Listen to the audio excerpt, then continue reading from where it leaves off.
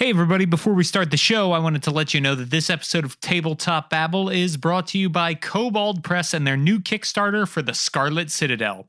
Once a functional fortress and the cradle of wizards, now little remains of the Scarlet Citadel. On the surface. However, the place is known among adventurers and lore keepers, and well-trod stairs lead down into the depths.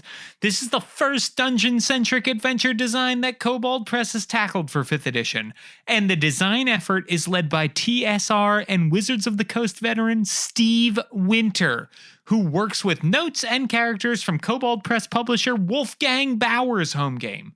The Scarlet Citadel includes at least 6 levels of dungeon exploration, with lavish maps, plus a town base, appendices of additional monsters and characters, and a full suite of PDF and virtual tabletop options from Roll20 to Fantasy Grounds. To find out more, head to koboldpress.com and check out the Scarlet Citadel Kickstarter, happening now, fully funded, blowing through stretch goals. Tell them DSPN sent you. This is Tabletop Babble. I'm James Introcaso.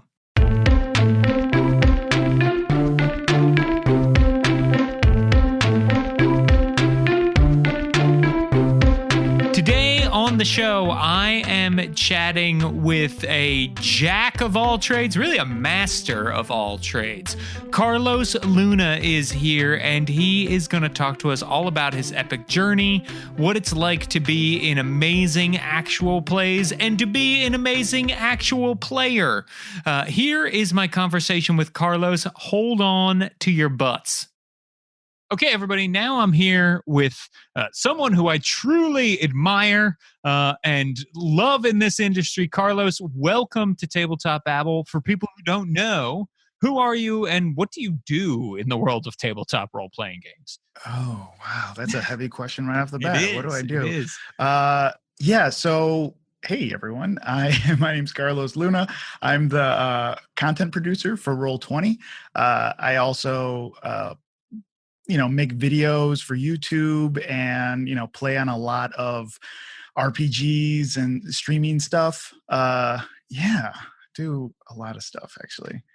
I think that's the gist of it, though. Yeah, that's the gist. It may have been easier to ask you, like, what don't you do in the role-playing game world? I don't speak Spanish. That is something that, like, people ask me all the time.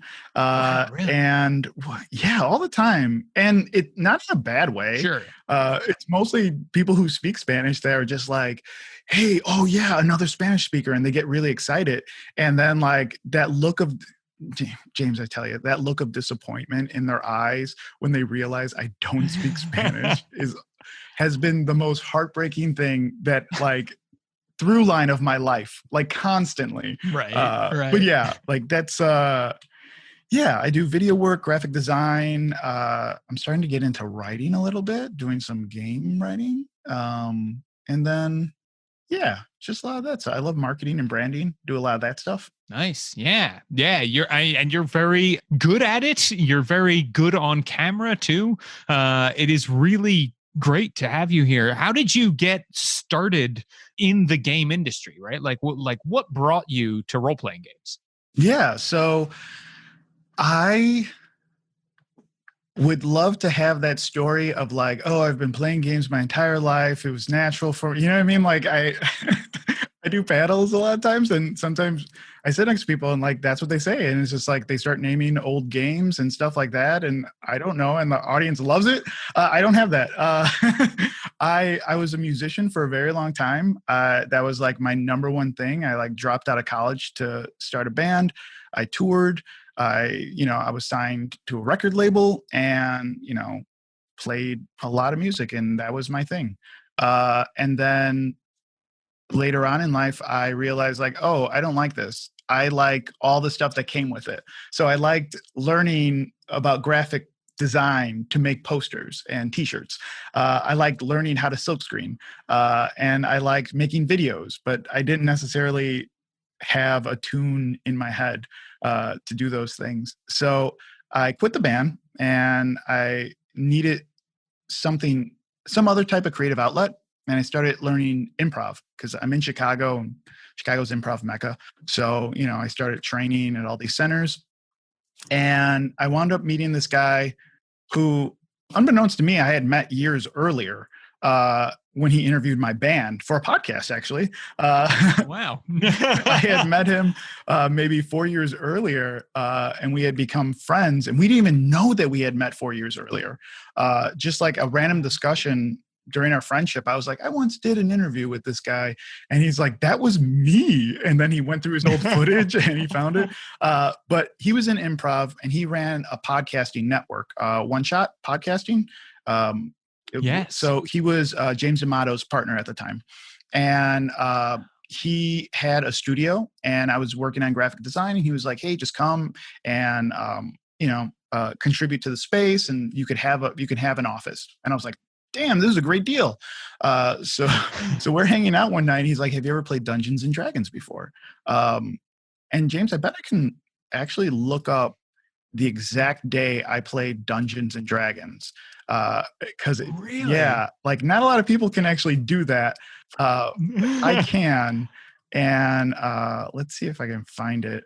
Oh, sure, because you probably have like the calendar invite. I have the Google Calendar invite. I looked it up not too long ago. I think it was like April 10th, 2017, maybe, was the first time I played Dungeons and Dragons. He had set up a game and walked me through it, and I loved it. It mixed all my favorite things. It mixed like improv, both long and short form.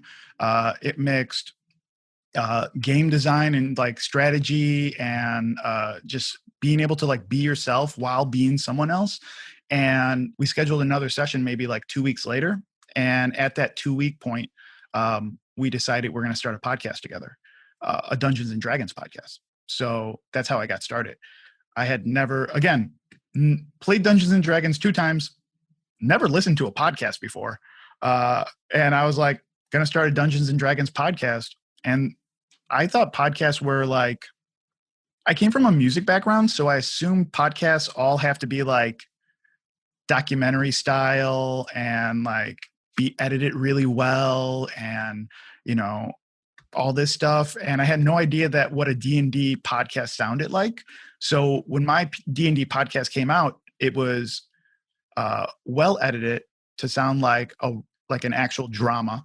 Where we're in characters. I put in sound effects. I wrote music for it. I put in atmosphere.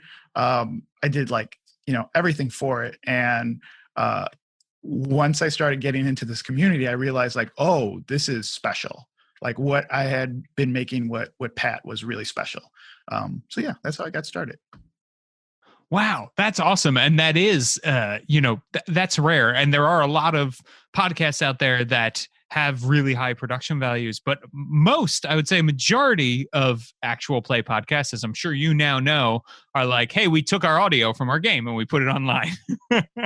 Yes, which I didn't know it was that easy to do. I would, a part of me, I think at that time, if someone had told me that that's how they were done, I would have had a completely different career right now. Like if someone had told me like, oh no, you just take it and just upload it, I'd be like, oh, I don't know if I'm going to get into this. I don't know because I really got into like the production part of it, really got into like all that. So yeah, like, I don't know. And that led to a bunch of other stuff. Yeah, that's great. I've worked in television before I was doing game design stuff and this, and there's sort of this adage that like, you always want to work with, when you're a producer, you're looking to work with editors and audio people who still get excited by things, right? And that like sometimes when you work with some of the older people in the industry, they have like this grumpy edge and they just kind of like want to get through it and that kind of thing, and notes make them mad and stuff.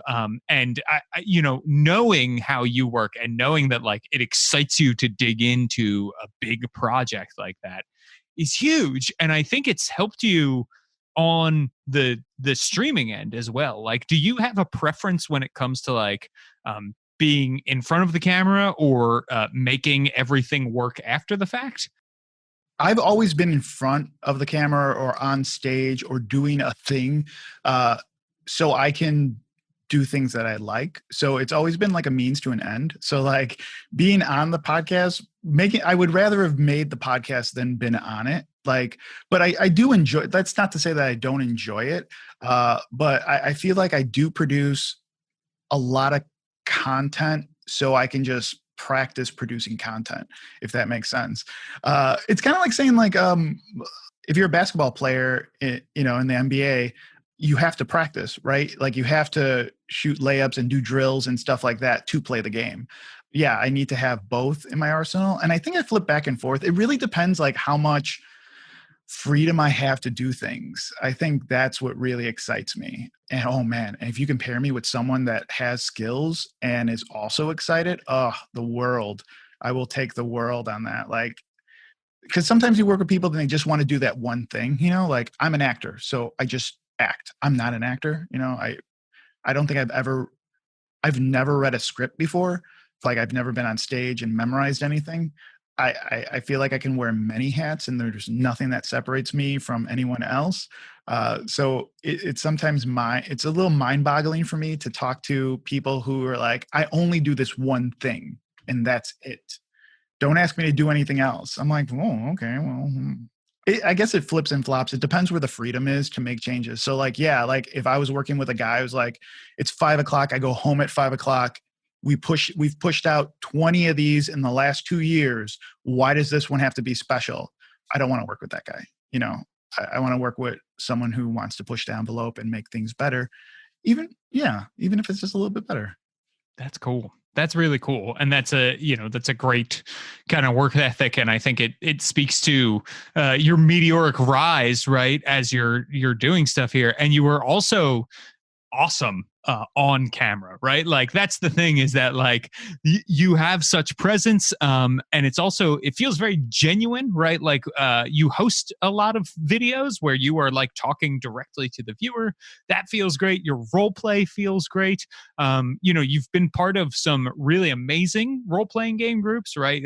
With Rivals, with the Indoor Recess crew, and certainly what you're doing right now with Leviathan, right, on Dimension 20. So like, and that's just to name a few. Dungeon Rats, right? All this kind of stuff that you've done is really, really cool. Yeah. So what do you, when you are doing sort of your actual play stuff, how does that go for you? What is, is there anything in particular you do before a game when you're creating a character, like to get ready for a show? Or is it more like, yeah, man, just playing D&D and this is what I do? Yeah, I'd like to be one of those people who's like very prepared and like has an idea and sculpts it out and all that. There is a saying in improv of discover, don't invent. And I tried to do that a lot. I try to discover things and invent instead of inventing things. And not to say that it's bad, because like different things work for people in different ways. I think when playing, one is just like, don't be afraid. Like, try not to be afraid of like the people around you. Like, I've been on stage before and, I don't get a laugh. Sometimes you play these clubs and you don't get a laugh the entire time, but they'll start acting in ways that they don't necessarily act, like when they practice. There's certain things that I do when I build a character that like I think makes them a little bit successful, or set them up for success in terms of an audience viewing. It's so funny. Like right before this, I was telling you I was talking to Tamor, and he was like, we were talking about how what happened in RPGs in the last 10 years. I love thinking about things like that. And what's different now is that we added RPGs evolved with a new arm in the last 10 years. And that new arm is an audience. And before, if you were like, oh yeah, what do you do? Well, I perform RPGs. Like that would be absurd. And because you'd be thinking like, to who, like who would possibly, so, with the success of like Critical Role and like the Adventure Zone and like, Harmon Quest and stuff like that, it opened a door. So I think now we have to take in consideration when not only as performers, but as writers and people that produce books, we need to be aware of the audience and the people who will be looking at this. For me, character design is all discovered, and a lot of it is discovered with the players at the table. The only thing I lead with is a lie. And I know that sounds weird, but it's my secret, and don't tell anyone. It's my secret for if anyone's ever listened to me or watched me play a game before. The one thing you have to look for is when the character comes out, he has a lie. He has some type of lie in his life, and everything is filtered through that lie. Because at the end of his story, he should have changed, and he should know the truth. So that's kind of all I have to know. I just have to know that one thing, and then all the specifics, they start getting filtered through that. And he could have dimension too. That's the other thing. Like, people don't realize, like, hey, you could be a bad guy, but you can freaking love puppies. You know, like you could be like, I'll shoot you where you stand, but it's just like, I'm gonna pet this cat.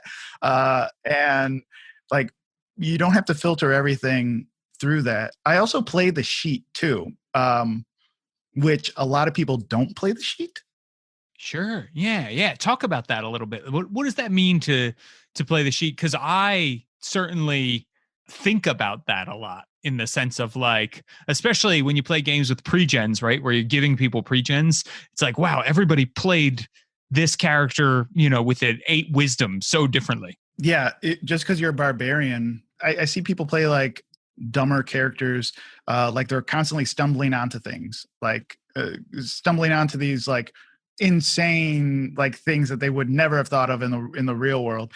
Like, yeah, you can play it like that. You can play a lot of things, a lot of different, like, not every choice you make should be based on the fact that like you are proficient in it or you're good at it. I don't even think about the numbers. Like, when I look at it, I look at the most creative thing that I can do at this time, and I try to do it. The character sheet is so big and so expansive that you can run through it and not play any game twice. It's like, so why do that? Like, and just because your race or your class is this way doesn't mean you can't have interest in other things. You know what I mean? Like, I make videos for a living, but I have a lot of plants downstairs, like like I'm not a druid, like that doesn't, those two things don't go hand in hand.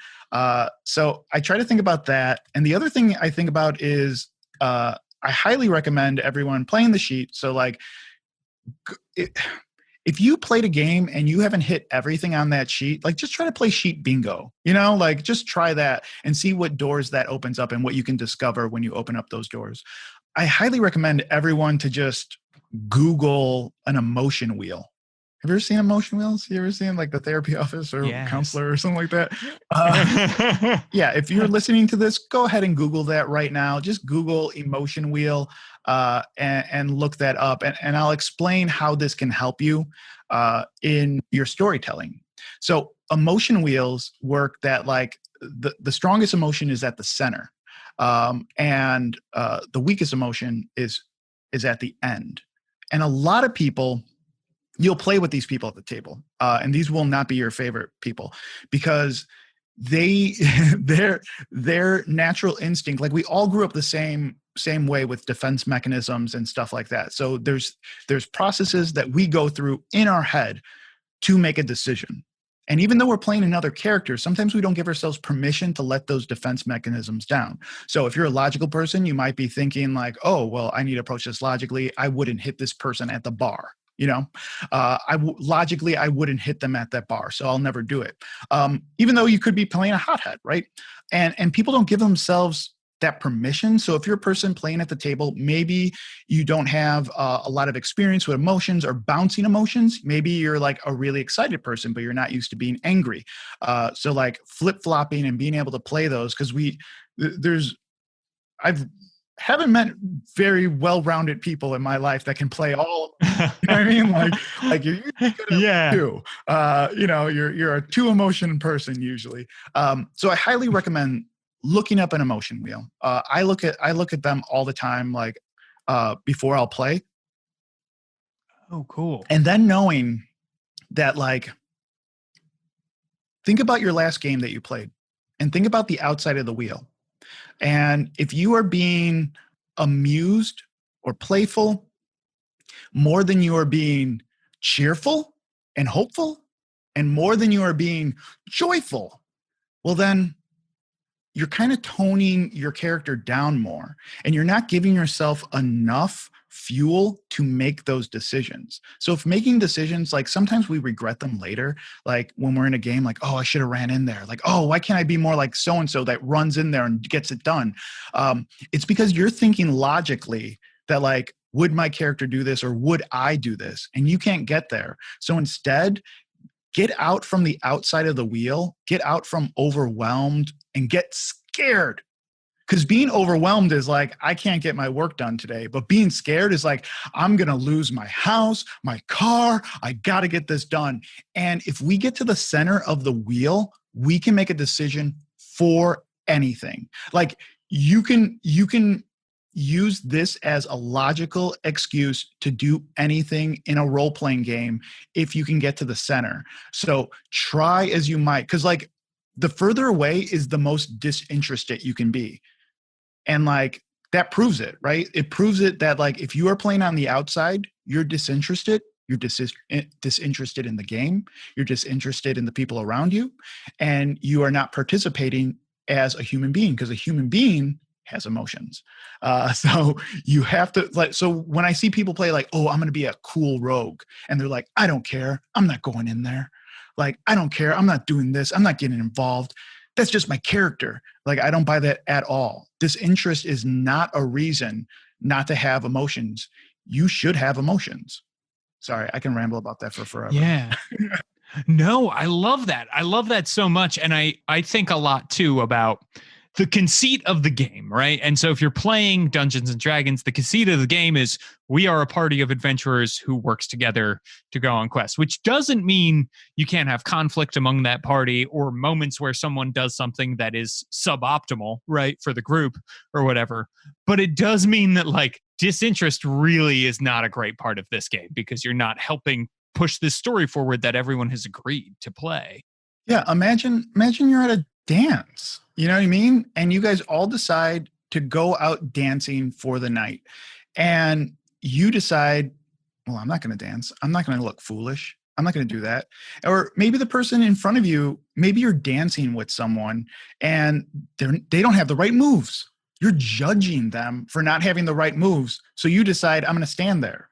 So who do you think looks the most ridiculous? The person dancing or the person standing next to a person who can't dance? You know what I mean? Like, I look at it and it's just like, yeah, the person who can't dance is moving really weird, but who's the weirdo standing next to them? Like, you know what I mean? Like, you know, but, like, if two people do it, it becomes a real dance. It becomes a real thing. And if 5 people do it, it becomes a real dance. So, like, it sucks, man. Like, and I don't mean to judge anyone who can't get there. Like, it sucks. Like, it's hard making decisions. It's hard being, you know, it's hard running through these emotions. And that's why, you know, people get offended in Dungeons and Dragons games, like, when they play. Have you ever have you ever left a game like, what the hell was that? Like, have you ever left a game like I can't believe so and so did that? And it's like, in an imaginary world where you can make up anything, you can't believe that they did this, you know? And somehow you're offended, you know? Like, right. I have like a bunch of rules in my head, or principles in my head. One of them is, like, don't, aside from something horrible and bad happening to you personally in a game, besides that, because that's a completely different subject, right? Being harassed or you know, something really bad happening. Besides that, you shouldn't feel bad about a game longer than it took to play the game. So that's, I try to live by that, like, because, you know, and I tried not to have that judgment on people. And it's hard too, because it's a strategy game sometimes. Like, depending on how you play, it could be a strategy game. So knowing where you are is really important, knowing who you're playing with and what's important to them. Because if I'm playing with a bunch of guys who are doing strategy aren't cool with playing with me. You know what I mean? Like they don't want to play with a role player, which they shouldn't have to, you know, like it's basketball versus kickball, you know, it's two different things. So yeah. Definitely, and I think it's one of those things that when you find a group of people that you really click with, I think that is magic. Which is why I want to talk about the Indoor Recess crew, because I think that is like a magical crew of people playing together. So like, what is the Indoor Recess crew? Let's talk a little bit about that, and what do you do? Yeah, Indoor Recess is great. So you know, I was in a web series or something. I just had like a bit role in one episode of a web series, but I met Masood there, and we were talking in the green room, and we were just like, yeah, just like play Dungeons and Dragons, yeah. So whatever. So we're in Chicago, and I played a podcast festival, and Katie was there, and Katie had a podcast too, or still has a podcast, Dungeons, Dice, and Everything Nice. Everyone should look that up. But don't listen to it if you plan on listening to James and you have to decide between James's podcast and that one. That one's pure trash compared to this one right now. No. Honestly, you should definitely go listen to that. It is very, very good. So yes, absolutely. I appreciate the plug, though. I appreciate it. Just kidding. And I met you know, TK from God, I don't even know where I met TK, just probably Twitter, and just became friends through there. And Solani, I knew TK from Tales from the Mist too. And Solani from Plot Hunters, and like I really love Solani's game, and getting to know her. She explained, like she runs this game of all female, all POC called Plot Hunters. They play like every Saturday, and they're just a joy to watch, and they're just having so much fun with each other. And I remember talking to Solani, and I was like, how long have you guys been friends? How long have you been playing?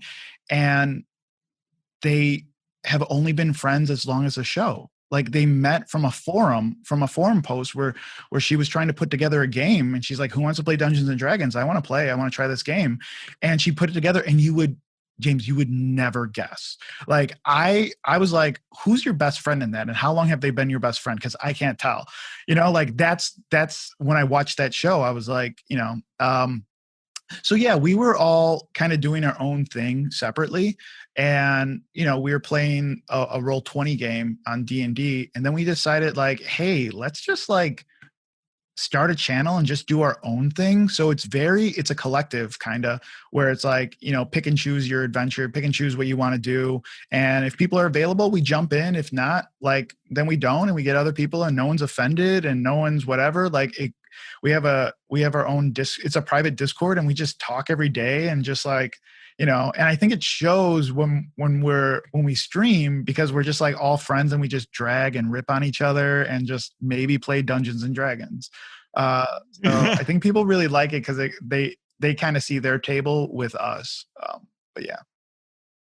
Hey everybody, I just wanted to take a quick break to let you know that I created an original role-playing game built from the ground up for Roll20. It's a science fantasy game called Burn Bright. Bright is spelled Bryte, and you can do all kinds of awesome stuff. You create heroic characters who take on the burn, a universe-ending phenomenon that is causing all sorts of problems. Your characters are super-powered alien species. I'm talking about slugs that can crawl into corpses and puppet them. That is wild. I am talking about swarms of telepathic bugs that share a single hive mind, and so much other awesome, strange stuff. So go check it out at burnbright.com. Bright, again, is spelled Bryte. Burnbright.com for an RPG that I led the design of. Let's get back to the babble. When you were saying that about like having your buy-in, right, and knowing like the people you're playing with are on the same page as you, I feel that a lot, and I feel that with like particularly the games that are heavy in their genre. So like horror, right? Not only are we playing a horror game, we're agreeing that like I'm not daring you to scare me. I'm buying in, and I'm probably my character and me will enjoy the scares as they come, right? Yeah, and it's different for everyone. Like that's why that session zero is so important. And I know like, I love session zero and I know session zero gets, flack from people who are like, oh, I never needed session zero before. It's like, okay, settle down, whatever. Like, God, like, but from a person that plays games and sets up games with new people all the time, um, like why wouldn't you want that information?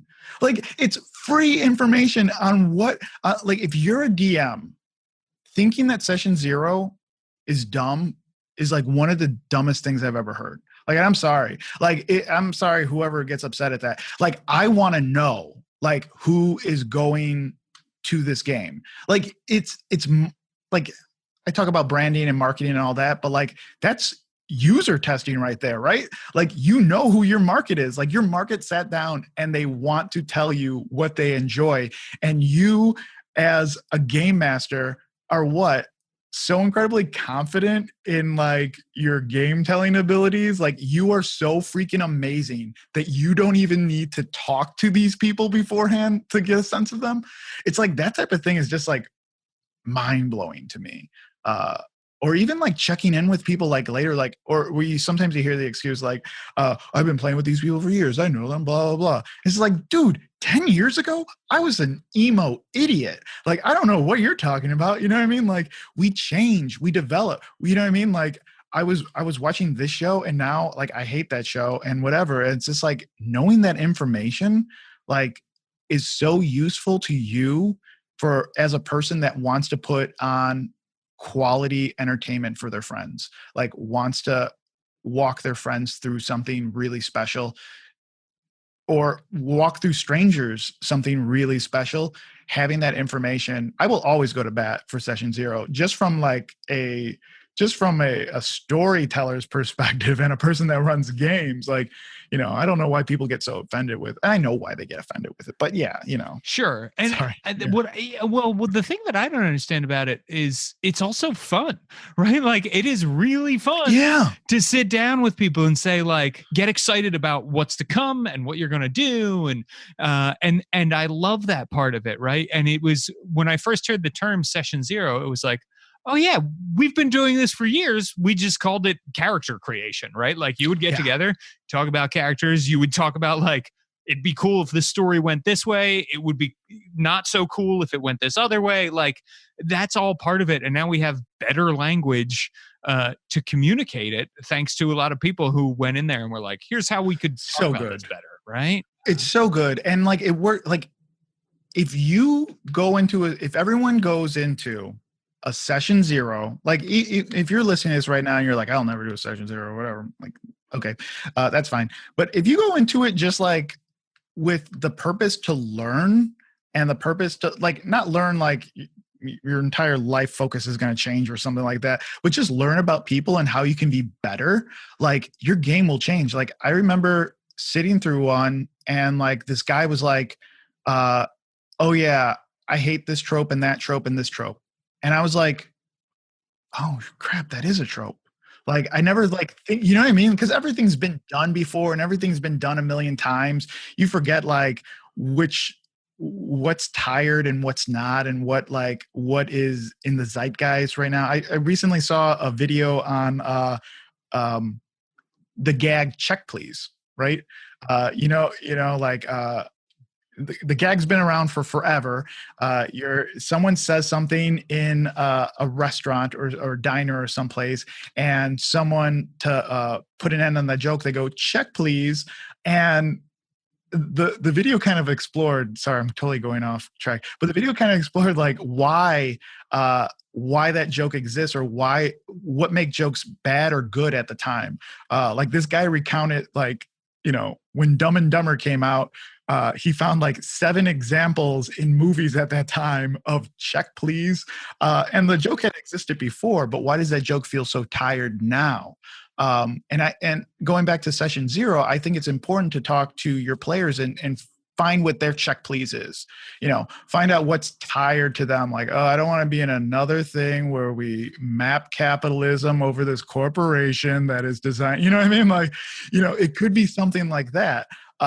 which you don't even think about, right? So like, yeah, it's look for your check please when you go into those, and like if that's the only thing you get out of that, then yeah, you get something good out of it. Yeah, that's great. And that, you know, you do learn a lot about people. And I always think like the worst thing that happens at a session zero is that you get together with your friends, right? Yeah. And hang out. Yeah. So like what are you even risking? Nothing, right? It's a night Yeah, of chilling and talking to each other and getting to know each other better, which I think is great. So for sure. yeah. For sure. Yeah. And like, you know, it's collaborative. It's collaborative storytelling in real time. And if you have that information ahead of time, like, man, you can combine, like a good game master will be able to combine all of those things together. Like playing the Pirates of Leviathan game with Brendan, like that entire, first of all, that entire table is just so incredibly talented. And just like writers and performers and but I can tell Brendan weaved in all of our stuff, all the stuff that we had in character creation. Like it's all weaved into the major like plot of his story. And you can't do that without that, like you just can't. Right, right. Yeah, it's totally true. And that's another really great game. So this podcast is probably coming out on October 5th.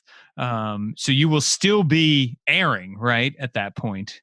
Yes, episode 3 had just come out.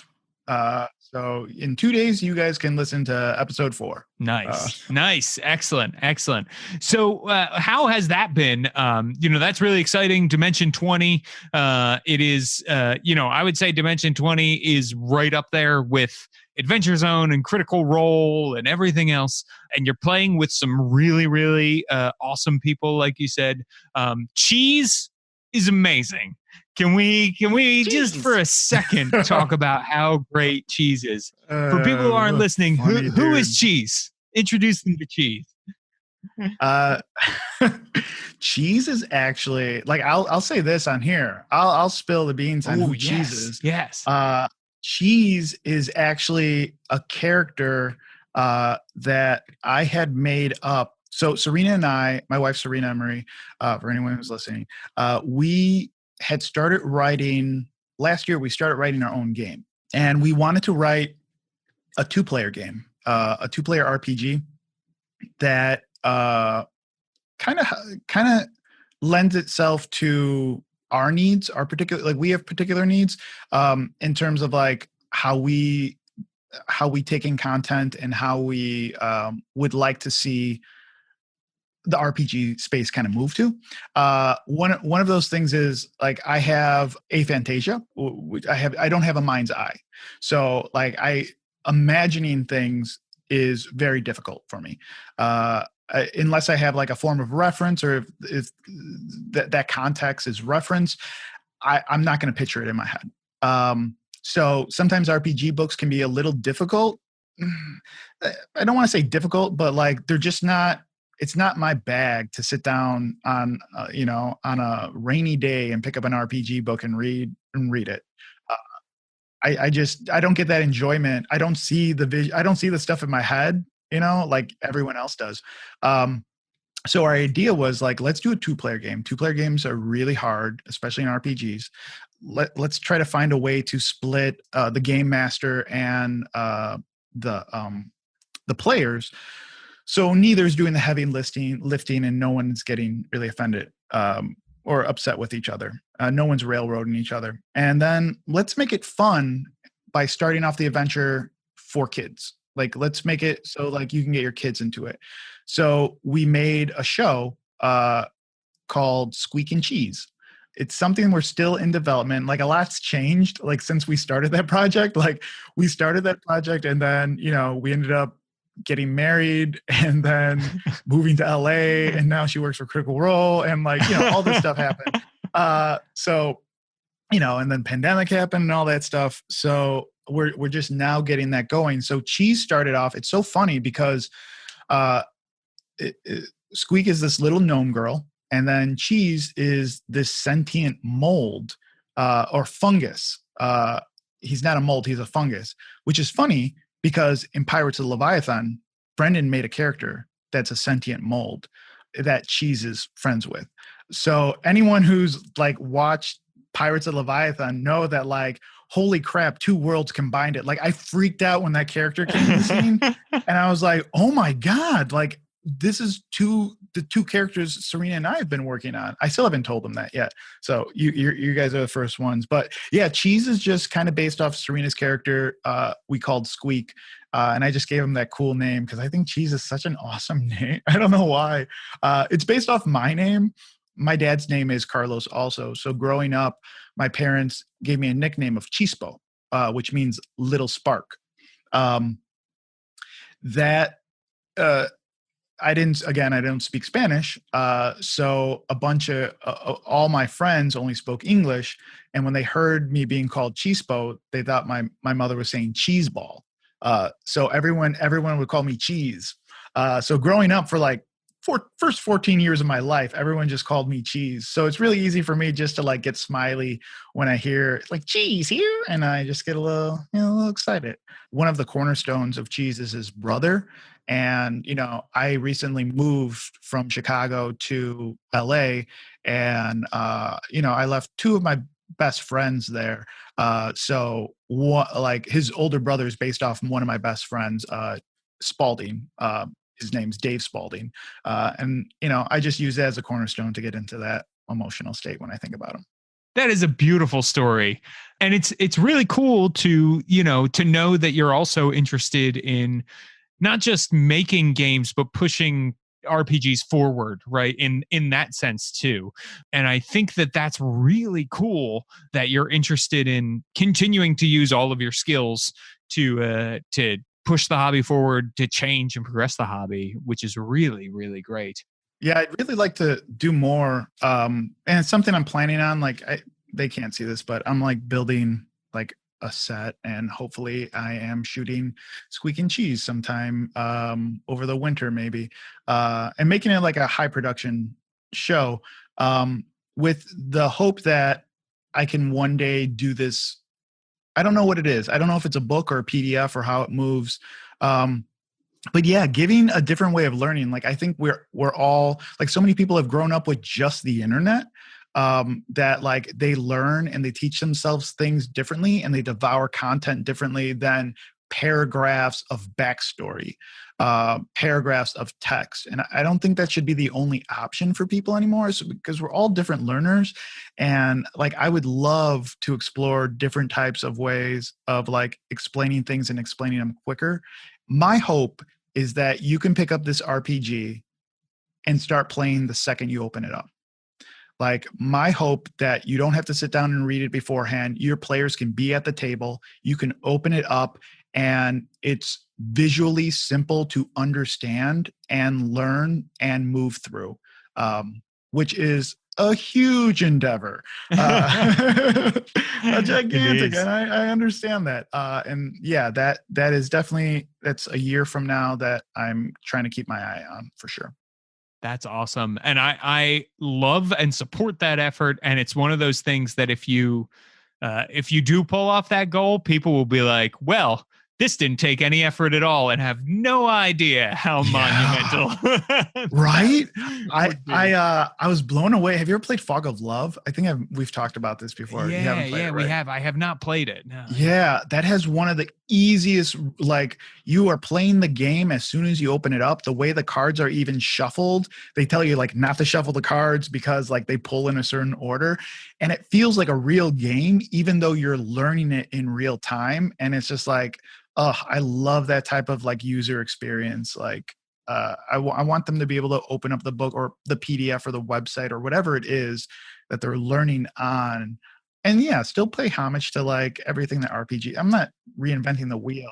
I'm transcribing it. So it's a new language, basically. So it's a great way to think of it, especially since, this is the age of, you pop a video game in, it's not, there aren't like 6 screens of text, right? That tell you, they say like, hey, here's the origin story that's going to suck you in about these characters. And maybe you're killing rats in a basement or, doing something that teaches you how to play the game in the tutorial, but you're also playing the game as it's happening.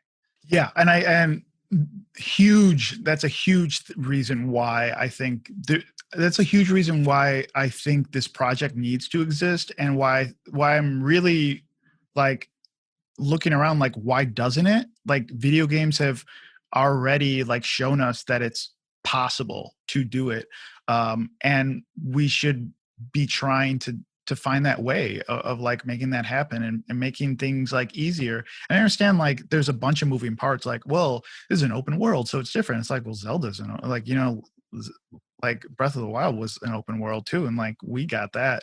It's just like, well, I like homebrew. It's like, okay, well, let's think about that. Like let's think about like what's the order of operations. Yeah, if I'm playing a one shot or whatever, or if streaming something, or if I have to run a game, start the game with action. Like, always start the game. Today's a very special day. That's how you start the game. Like, today is a very special day, and it is, 1 out of 100. It never happens, and it is happening right now, and this is what we see. So it doesn't have to be action, but it should be something that makes today special. And a lot of people are like, oh, well, you guys are walking down this way, and you're slowly going to the tavern, and you're slowly doing this, and blah, blah, blah. It's like, no, right from the jump. Today is 100%. We can do all that other stuff later, but like, let's get into it. And yeah, I think there might be a way to teach that. Yeah, I agree. Well, I look forward to that. We're almost out of time here, but before we go, where can people find you on the internet?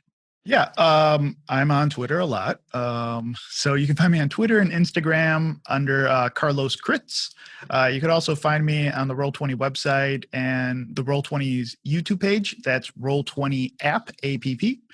And yeah, I do product videos, and I'll do like updates from the site, from the website. I'll do stream. You'll see a bunch of my streams there. You can also find me on the D&D network, the D&D Twitch channel, and the D&D YouTube, which I believe is just D&D maybe, or Wizards. I think Wizards on YouTube, D&D on Twitch. But yeah, you can see some of my streams on there as well. And then Pirates of Leviathan it premieres every Wednesday. So on YouTube, so you can go to Dropout, YouTube's Dropout, or if you want, you can sign up for Dropout. So it premieres, but the VOD doesn't go on YouTube.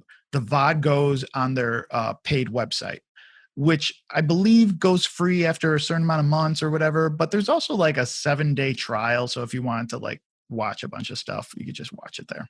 Yeah, and there's a lot of great content there that people should definitely check out. So that is awesome. Well, thank you so much for joining me today on Tabletop Babble, Carlos. I appreciate it.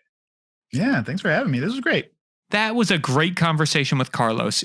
People, Tabletop Babble is going to go on for many, many years, but it will be leaving DSPN, and I will no longer be the host after episode 200. That's right. It's coming up. It's only 3 more episodes from now. Whew. But guess what? It's going to go over to the Geekspective Podcast Network, where friend of the show, Amber, is going to run and host, along with fellow friends of the show, John and Kenny. So look forward to us chatting about that. We are going to talk on episode 200, and you can listen. And in the meantime, you should leave a 5-star review for this show. Help the new host get off to a great start. Head on over to Apple Podcasts, leave a 5-star review. Let people know what you think about the show. It is pretty freaking cool. And hey, if you want to stay in touch with me, follow me on Twitter at James Introcaso. I'm going to be working for MCDM full-time. That's Matt Colville's production company that makes all kinds of awesome stuff like Kingdoms of Warfare and Strongholds and Followers. And we are going to have a grand old time. I'm going to be a full-time game designer. For more updates, it's James Introcaso on Twitter.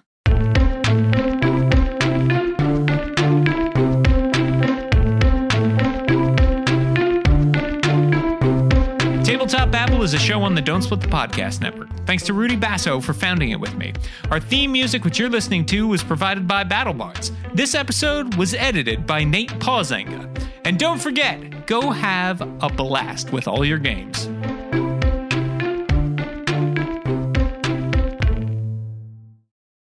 Hi, Autumn here. Being a teenager can be hard, especially when you're the new girl in school. That's why it's important to study up on the changes your body will be going through. Especially if those changes happen when a round pink alien turns you into magical girls. Even magical girls like us have to deal with mean teachers. Yeah, like those suspicious new male teachers and their boss, Misogyny. Even though Misogyny is super hot, she and the other teachers are evil aliens in disguise who torment students to feed off their emotions. But we're going to defeat them all with love and friendship. And terrifyingly powerful magic. And maybe a knife. Yeah, I'm gonna need you to roll for that. Find out who triumphs on the latest season of Bits Before Crits, Magical Girls versus the Male Gaze. We are the magical girls. And the male gaze believe in elevating women's voices, so they're not on this ad. Check out Bits Before Crits, available anywhere you listen to podcasts. Bits Before Crits? Bits Before Crits. See See ya there.